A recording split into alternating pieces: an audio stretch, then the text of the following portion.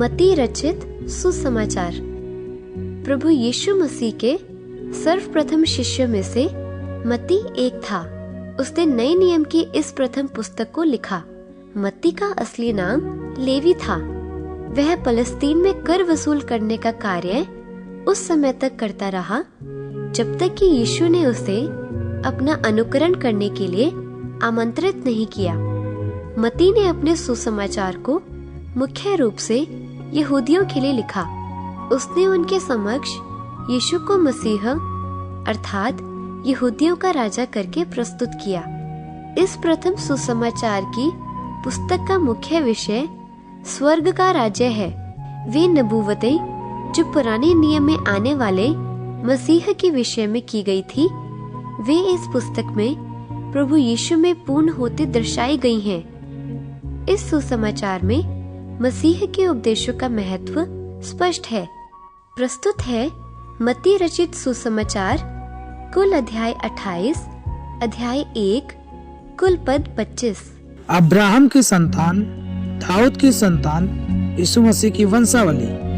Abraham से इसहाक उत्पन्न हुआ, इसहाक से याकूब उत्पन्न हुआ, याकूब से यहूदा और उसके भाई उत्पन्न हुए।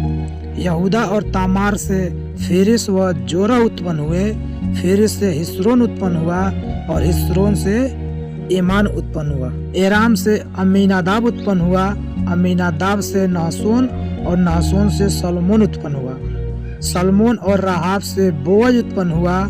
बोअज और रूत से ओबेद उत्पन्न हुआ और ओबेद से ईसे उत्पन्न हुआ और ईसे से दाऊद राजा उत्पन्न हुआ। और दाऊद से सुलेमान उस स्त्री से उत्पन्न हुआ जो पहले उरिया की पत्नी थी। सुलेमान से रहबाम उत्पन्न हुआ। रहबाम से अबिया उत्पन्न हुआ और अबिया से आसा उत्पन्न हुआ। आसा से यहोशापात उत्पन्न हुआ। यहोशापात से योराम उत्पन्न हुआ और योराम से उज्जिया उत्पन्न हुआ। उज्जिया से योताम उत्पन्न हुआ। योताम से आहाज उत्पन्न हुआ और आहाज से हिजकिया उत्पन्न हुआ। हिजकिया से मनस्से उत्पन्न हुआ। मनस्से से आमोन उत्पन्न हुआ और आमोन से योसिय्याह उत्पन्न हुआ। और बंदी होकर बेबीलोन जाने के समय में योसिय्याह से यकुन्याह और उसके भाई उत्पन्न हुए। बंदी होकर बेबीलोन पहुंचाए जाने के बाद यकुन्याह से सालतियल उत्पन्न हुआ और सालतियल से जरुब्बाबिल उत्पन्न हुआ। जरुब्बाबिल से अबीहूद उत्पन्न हुआ। अबीहूद से इल्याकीम उत्पन्न हुआ और इल्याकीम से अजोर उत्पन्न हुआ। अजोर से सदोक उत्पन्न हुआ। सदोक से अखीम उत्पन्न हुआ और अखीम से इलीहूद उत्पन्न हुआ। इलीहूद से इलियाजर उत्पन्न हुआ। इलियाजर से मत्तान उत्पन्न हुआ और मत्तान से याकूब उत्पन्न हुआ। याकूब से यूसुफ उत्पन्न हुआ जो मरियम का पति था और मरियम से यीशु जो मसीह कहलाता है उत्पन्न हुआ।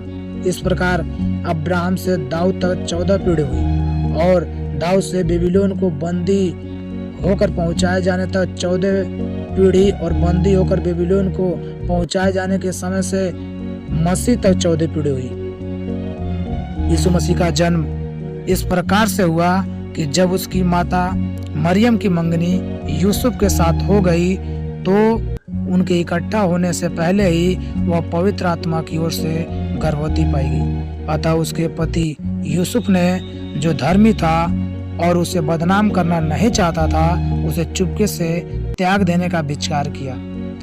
जब वो इन बातों के सोच ही में था तो प्रभु का स्वर्गदूत उसे स्वप्न में दिखाई देकर कहने लगा, हे यूसुफ, दाऊद की संतान, तू अपनी पत्नी मरियम को अपने यहाँ ले आने से मत डर, क्योंकि जो उसके गर्भ में है वह पवित्र आत्मा की ओर से है।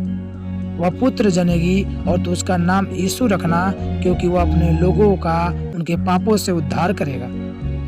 यह सब इसलिए हुआ कि जो वचन प्रभु ने भविष्यद्वक्ता के द्वारा कहा था वह पूरा हो। देखो, एक कुंवारी गर्भवती होगी और एक पुत्र जनेगी और उसका नाम इम्मानुएल रखा जाएगा, जिसका अर्थ है परमेश्वर हमारे साथ। तब यूसुफ नींद से जागकर प्रभु के दूत की आज्ञा के अनुसार अपनी पत्नी को अपने यहाँ ले आया और जब तक वह पुत्र न जनी तब तक वह उसके पास न गया और उसने उसका नाम यीशु रखा।